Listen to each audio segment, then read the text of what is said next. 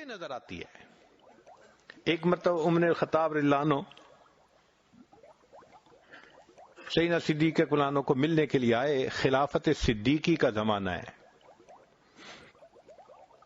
دیکھا کہ ایک جگہ لسٹ لکھی ہوئی ہے کہ فلاں فلاں معذور لوگ ہیں، بوڑھے لوگ ہیں، ان کو خدمت کی ضرورت ہے۔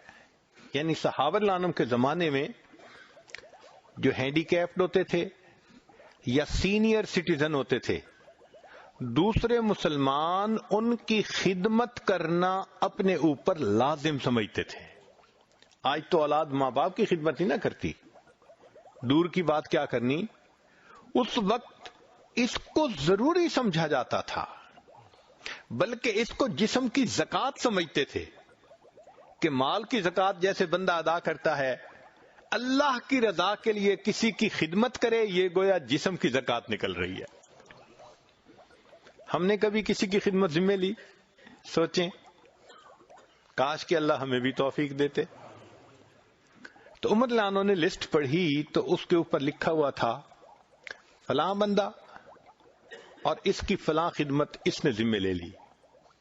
پڑھتے پڑھتے ایک جگہ ایک بڑھیا کا نام لکھا تھا کہ یہ بوڑھی عورت ہے، اکیلی ہے، اس کو خدمت کی ضرورت ہے، اور آگے جگہ خالی تھی۔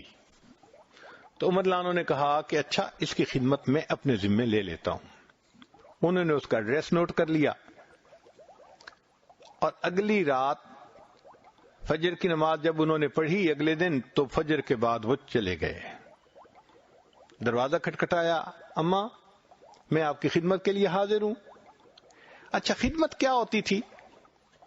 گھر کے اندر جھاڑو دے دینا، برتن ہو تو ان کو دھو دینا، اور پانی باہر چشمے کنویں سے اس کے گھر تک پہنچا دینا۔ یہ چند کام، یہ خدمت کہلاتی تھی، چونکہ اس میں اس کو ہیلپ کی ضرورت ہوتی تھی، باقی کام تو انسان کر ہی لیتا ہے۔ جب دروازہ کھٹکھٹایا تو بڑی اماں نے کہا کہ بھائی وہ تو کوئی خدمت کرنے آتا ہے، وہ کر کے چلا گیا۔ عمر رضی اللہ عنہ بڑے حیران ہوئے، کوئی آتا بھی ہے اور پتہ بھی نہیں لکھا ہوا کہ کون، اتنا وہ مخلص بندہ ہے۔ چلے میں اگلے دن تہجد کے بعد آ جاؤں گا۔ سیدنا عمر رضی اللہ عنہ نے اگلے دن تہجد پڑھی اور بڑھیا کے دروازے پہ، اماں میں خدمت کے لیے آ گیا۔ اس نے کہا بھائی وہ تو کوئی خدمت کے لیے آتا ہے اور خدمت کر کے چلا جاتا ہے۔ اماں کیا نام ہے؟ میں نے کبھی پوچھا نہیں، اس نے کبھی بتایا نہیں۔ قد کاٹ کیسے ہے، شکل کیسی ہے؟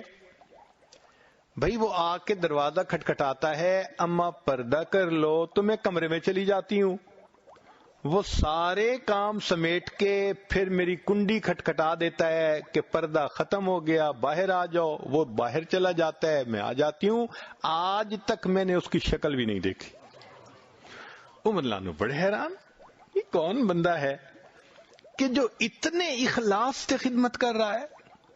وہ بھی عمر الخطاب تھے۔ کہنے لگے اچھا، اگلے دن عشاء کی نماز پڑھی اور جا کر اس بڑھیا کے دروازے کے قریب کہیں چھپ کر بیٹھ گئے، دیکھتا ہوں کون آتا ہے۔ فرماتے ہیں کہ جب رات گہری ہو گئی، لوگ نیند کی آغوش میں چلے گئے، اس وقت میں نے دیکھا کہ کوئی بندہ بہت آہستہ آہستہ پاؤں اٹھاتے اٹھاتے اس بڑھیا کے دروازے کے قریب آیا۔ جب آیا تو میں نے پوچھا من انتا، بھائی کون ہے آپ؟ تو اس کے جواب میں امیر المومنین ابو بکر صدیق لانو کی آواز آئی، میں ابو بکر ہوں۔ میں نے کہا امیر المومنین، آپ نے لسٹ میں نام نہیں لکھا تھا؟ یہاں تو میں خدمت کے لیے آتا تھا، مجھے کیا پتا کہ اس کی خدمت آپ کرتے ہیں۔ اور میں نے اگلا سوال پوچھا کہ امیر المومنین آپ کے پاؤں میں جوتے نہیں ہیں، آپ کے پاس تھے نہیں یا آپ گھر اتار کے آئے؟ تو سیدنا صدیق اکبر نے جواب دیا، عمر لوگوں کے آرام کرنے کا وقت ہے، میں نے اپنی جوتے گھر اٹھا کے رکھ دیے کہ ایسا نہ ہو میرے پاؤں کی آہٹ سے کسی کی نیند میں خلل نہ آ جائے۔ تو نبی علیہ الصلوۃ والسلام نے جو سبق پڑھایا تھا، پھر دیکھو صحابہ رضی اللہ عنہم نے اس سبق کو کیسے یاد کیا تھا۔ واضح نظر آتی ہے۔ ایک مرتبہ